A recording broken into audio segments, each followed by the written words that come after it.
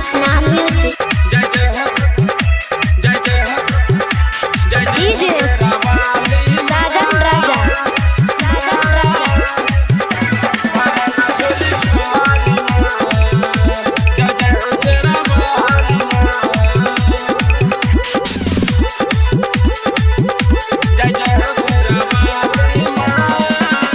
जय जय हो शेरा वाली माँ, भरा ना झोली खाली माँ।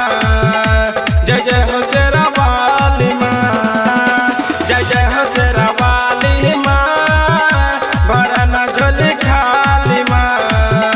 जय जय हो शेरा वाली माँ, कनिया तो दुआरी खोला ना मक्के बारी, मेरा नाम पे नजरिया माँ। जय जय हो शेरा वाली माँ, भरा ना झोली खाली माँ। जय जय हो शेरा वाली माँ। Recording by Sapna music. जय जय हो, जय जय हो शेरा वाली माँ, शेरा वाली माँ। नौ दिन के नवरात्र कोइनी, भूखले हम पियास माँ। कृपा को देती हमरा पे मैया, तोरे पे बाटे विश्वास माँ, तोरे पे बाटे विश्वास माँ।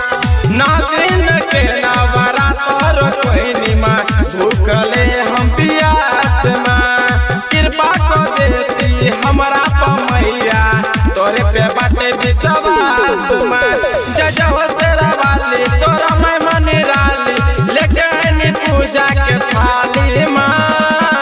जय जय हो शेरा वाली माँ, भरा ना झोली खाली माँ।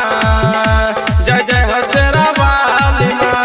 रिकॉर्डिंग बाय सपना जय म्यूजिक। जय हो, जय जय हो, जय जय हो शेरा वाली डीजे साजन राजा, साजन राजा।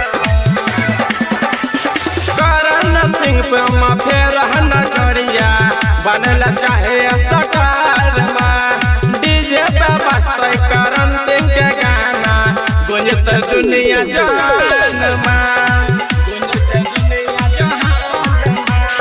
करण सिंह के मैया फेर नजरिया, चाहे बने सटार माँ। डीजे पे बजते करण सिंह के गाना, गुंजत दुनिया जहान माँ। कि बबलू डबलू नाचे बिलासा डोल, ऋतिक शिवानी चरण पूजत माँ।